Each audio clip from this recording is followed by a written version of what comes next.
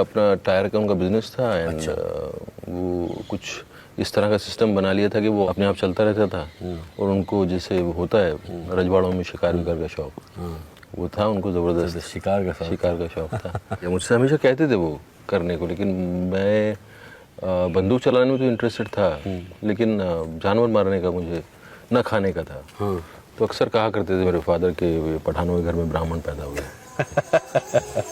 तो आपके पिताजी को शिकार का शौक था, तो आपको क्या शौक था? आपने कहा आपको शिकार का शौक नहीं था। मुझे था पतंगबाजी का, स्विमिंग करने का। स्विमिंग मुझे आती नहीं थी, तो हम लोग छोटा जब हमारा सब पहला घर था उसमें मेरी मदर कहती थी कि अपना घर ख़रीद लो, मेरे फादर को बार बार बोलती थी ख़रीद लो।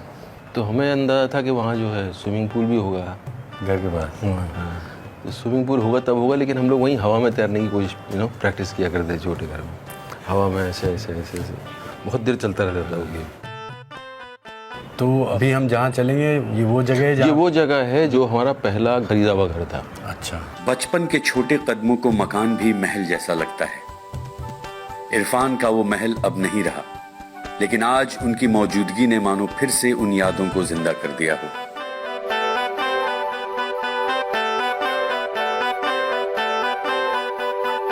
तो हम यहाँ आए थे तब मतलब ये ऊपर कुछ नहीं दिखता था, सब आई लाइन में था। मतलब ये बड़ी बड़ी बिल्डिंग कुछ भी नहीं था आगे। यहाँ से वो पहाड़ दिखता था, यहाँ से उनकी छत का एंड दिखता था। मेरी ज़्यादा सारी मेमोरीज यहीं की हैं। खेलना कूदना, अफेयर होना, आइस पाई खेलना, आइस पाई में जो है जो लड़कियों के साथ खड़े होना, वही अफेयर हुआ करता था। पतंग की सारी यादें भी यहीं की पतंग की सारी यादें यहीं की हैं। अभी भी कुछ उड़ रही थी और इस धूप के अंदर हम पतंग उड़ाए थे, उड़ रही थी। अरे वाह। और इस धूप में हम ऐसे ही छत ऊपर करके पतंग उड़ाया करते थे। तो यहाँ जब आप लोग आए तो उस समय परिवार में घर में कितने लोग थे? मेरी सिस्टर थी बड़ी, दो छोटे भाई थे, मदर एंड फादर। सिस्टर की शादी भी यहीं हुई। अच्छा। फादर की डेथ भी यहीं हुई। मैंने एक्टर बनने का सपना भी यहाँ देखा। और आपके पेरेंट्स में से आप सबसे ज़्यादा करीब किसके थे? मैं माँ से मतलब उनकी क्लोजेस्ट में चाहता था, डिज़ायर करता था बहुत ज़्यादा। लेकिन मेरी माँ का और मेरा हमेशा झगड़ा होता था, कुछ ना कुछ बहस हो जाती थी। तो हमारा हमेशा 36 का आंकड़ा रहता था। मेरी ज़िंदगी का सर्च था कि मैं कब उनको प्लीज़ करूँगा, कब उनको मैं खुश कर दूँगा, कब उनका अप्रूवल मुझे मिलेगा। That I kept looking all my life. मतलब मैं इमेजिन करता था किस दिन वो सर पे हाथ रखेंगी। तो मैं कोशिश भी करता था, कई बार उल्टी पड़ जाती थी कोशिश।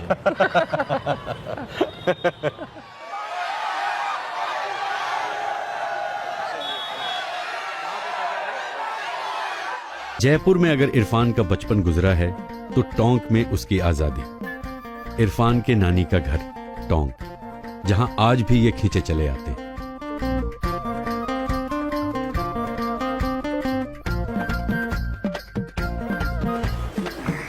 नींबू वो कहाँ गया पेड़ मेहंदी का?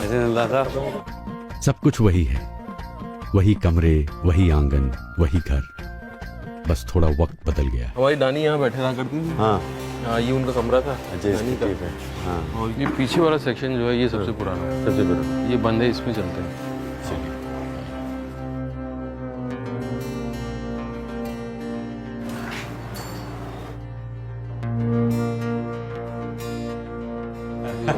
क्या बात है। इसका क्या किस्सा है ये जरा बताइए। बड़ा ही रोचक सा ये जो है। ये कुछ पूरी स्टोरी बनाई गई है कि ये जो है इसको हेल्प कर रहा है पिस्तौल देने में और ये चाकू उठा रहा है। तो ऐसा नहीं ऐसे पास आके दे दे।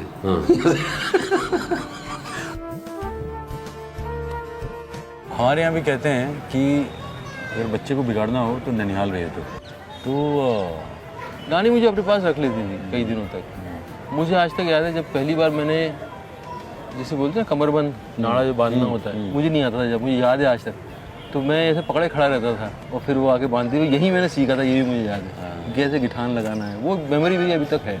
पता नहीं क्यों मेरे से उसकी ट्यूनिंग ऐसी थी, कुछ भी डिस्प्यूट होता था, she could see my point of view. आप सबसे लाडले थे उनको? सबसे ज़्यादा लाडला।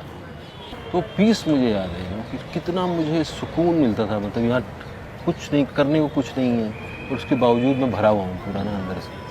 उस पीस का एहसास मुझे आई थिंक कभी नहीं हुआ उसमें। अभी भी जैसे मैं याद कर रहा हूँ तो आई कैन फील दैट कि कितना सिक्योर मैं महसूस करता था।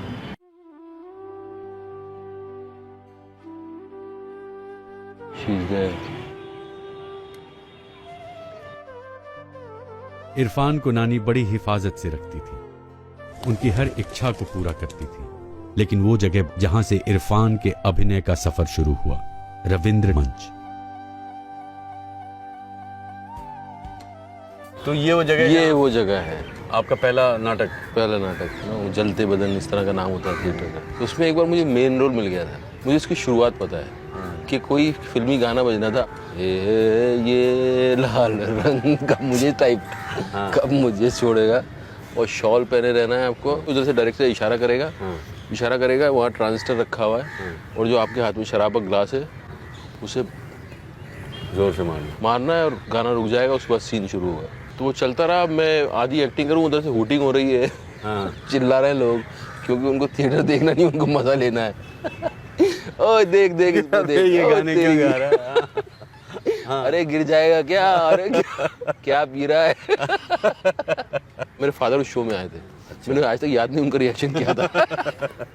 नाटक तो आप कर ही रहे थे, लेकिन ये एनएसडी जाने की क्या मतलब धुन, शौक? यहाँ उतना एक्सपोजर था नहीं, और किसी ने बताया था कि एक स्कूल है दिल्ली में, वहाँ नसीर साहब, तो ओमपुरी नसीर को तो आपने देखा है, उसके अलावा जो एक्टर्स हैं, मतलब जब गाते हैं स्टेज पे तो ये हो जाता है, वो हो जाता है। तो फिर धुन लग गई थी यार, I have to learn this craft, किसी भी हाल में जाके वहाँ मुझे जाना है। और मेरी ज़िंदगी तब यहाँ एंड फिनिश।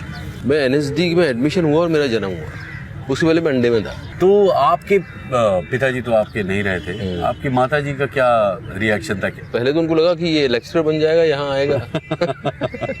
फिर लगा कि कब आएगा, अरे तो बम्बई चला गया, वो तो एक्टर बन गया।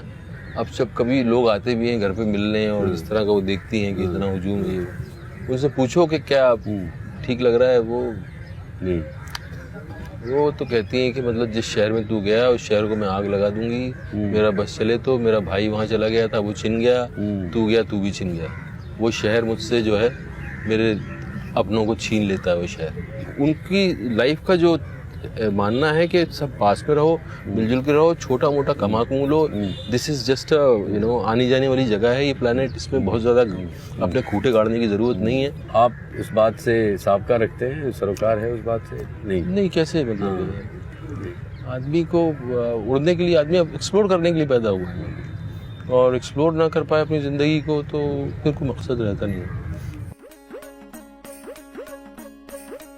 इरफान आज वक्त की सुइयों को उल्टा घुमाने निकले। कितना जिंदा है दिल में उनका बचपन, आज वही आजमाने निकले। पतंगबाजी का मुझे शौक था बहुत ज़्यादा, जब भी मौका मिलता है।